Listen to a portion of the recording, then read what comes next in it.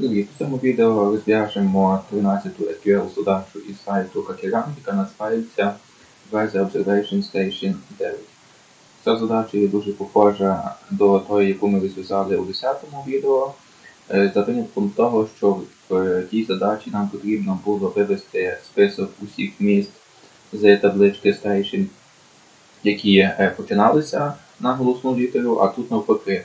Нам треба вивести список усіх міст з таблички Station, які не починаються на голосну літеру. Тому можемо скопіювати запит із відео 10 і тут тільки замість in замінити на not in. І запускаємо наш запит.